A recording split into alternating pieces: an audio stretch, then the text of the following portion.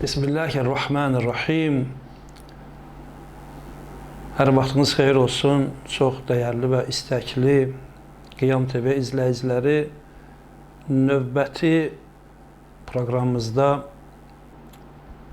biz İslam dininin məfhumatlarla mübarizə haqqında danışmaq istəyirik. Belə ki, biz görürük ki, İslam dini bu məfhumatlarla müxtəlif mübarizə taktikalarından istifadə eləmişdir. Məsələn, o dövrdə ki, xəstələrin sağalması üçün daşlardan və göz muncuğundan və müxtəlif sümüklərdən ibarət bəzi şeylərdən istifadə olunurdu. İslam bunlara qarşı çox ciddi mübarizə aparmışdı ki, belə ki, günlərin birində rəvayətdə var ki, bir çöl ərəbi Peyğəmbərimizin hüzuruna gəlir və bitki vasitəsilə, məsələn, müalicə olmaq haqqında soruşanda Peyğəmbərimiz ona belə cavab vermişdi ki, hər bir xəstə dava dərmandan istifadə etməyi bacarmalıdır. Allah əgər bir xəstəliyi yaratmışsa da mütləqa onun şəfası üçün də bəzi vasitələr yaratmışdır. Dəyərli yaradan Allah dərmanı da vermişdir. Hətta Səhər İbn Əbi Vəqqas xəstələndiyi vaxt ki, ürək xəstəliyi vardı o səhabədə, Peyğəmbərimiz ona bildirir ki, Saqif qəbiləsində olan məşhur həkim Haris İbni Kildəyə müraciət etmək lazımdır. Sonra isə Həzrət ona dərmandan istifadə etməyi tövsiyə edir.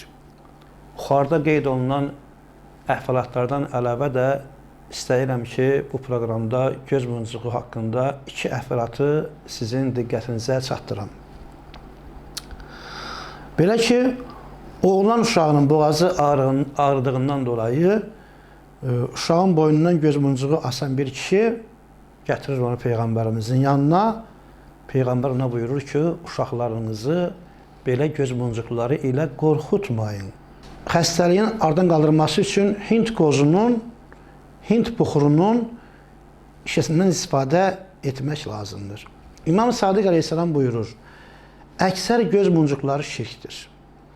İstər Peyğəmbər, istər məsum imamlar cahil ərəblərə hakim kəsilmiş bu cür ümmətə qarşı kəskin mübarizə aparmış, xəstələrin müalicəsi üçün dərman vasitələrindən istifadə etməyi tövsiyə etmişlər. Onların verdiyi tövsiyələr də hədis formasında Tibbun Nəbi, Tibbun Musa kimi əsərlərdə toplu halında gəlmişdir. Ərəblər nigarançılıq və qorxunun aradan qalxması üçün bəzi üsullardan istifadə edirdilər. Hər hansı bir kəndə getdikdə vəba və digər xəstəliklər və həmçinin cin qorxusu olardısa da, kəndin giriş qapısında 10 dəfə ulaq səsi çıxardardılar. Bəzən boyunlarına tükü sümüyü də asardılar. Çöldə aldıqları zaman könəklərin tərsinə geyərdilər. Səfərə çıxanda qadınların onlara xəyanət edib etmədiklərini öyrənmək üçün ağacın budağına sap bağlayırdılar.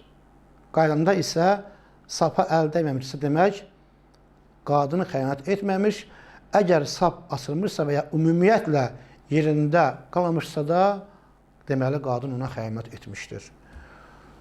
Uşağın işi düşdükdə onu iki barmaqlarınla ehtiyatla götürüb, günə tərəf tutaraq, ataraq deyərdilər ki, ey günəş, bundan daha yaxşısını bu uşağa yetir. Hansısa qadının əgər uşağı olmursa da, o qadın çox tanınmış bir şəxsin, həmin qadın çox tanınmış bir şəxsin cənəsinə ayağını birinci dəfə qoyduqdan sonra ayağını o güya həmin qadın uşağa qalacaqdır. Bütün bunlar, əzizlərim, biz diqqət etsək, baxaq görərik ki, bütün bunlar cahiliyyət dövründə ərəblərin düşüncəsi ilə məhdudlaşdırılmış mühümmatın nümunələri idi. Və biz baxırıq ki, həqiqətən də Hicaz məntəqəsi bu barədə ürək parçalayan bir vəziyyətdə idilər ki, İslamın gəlişi ilə şərafət tapdılar.